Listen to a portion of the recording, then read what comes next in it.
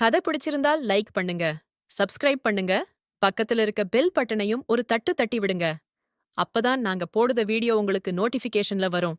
வாங்க கதைக்குள்ளே போகலாம். ஆபத்தான வேளையில் ஐயோ என்று ஏன் கூறக்கூடாது? ஒரு மரவெட்டி மரத்தின் கிளை மீது உட்கார்ந்து கியாண்டு அந்த கிளையையே வெட்டிக் கொண்டிருந்தானாம்.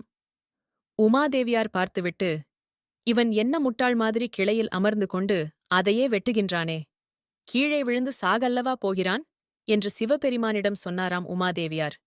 அதற்கு அவர் சொன்னாராம், சரி, அவன் உதவிக்கு உன்னை கூப்பிட்டால் நீ போய் காப்பாற்று, என்னை கூப்பிட்டால் நான் போய் காப்பாற்றுகின்றேன் என்றாராம். இருவரும் மிகவும் ஆவலுடன் அடுத்து என்ன நடக்கப் போகிறது என்று பார்த்துக் கொண்டிருந்தார்களாம். இறுதியில் அவன் இருந்த கிளை முறிந்து விழுந்தது. அவன் ஐயோ என்று கதறிக்கொண்டே கீழே விழுந்தான். விழுந்த வேகத்தில் இறந்து போனான். உமாதேவியார் சிவபெருமானிடம் அவன் இறந்து போனானே என்றாராம். அதற்கு சிவபெருமான் கூறினார், அவன் யமனின் மனைவி. ஐயோ வையல்லவா கூப்பிட்டான். அதான் ஐயோ வந்து அவன் உயிரை எடுத்துக்கொண்டு போய்விட்டார் என்றாராம்.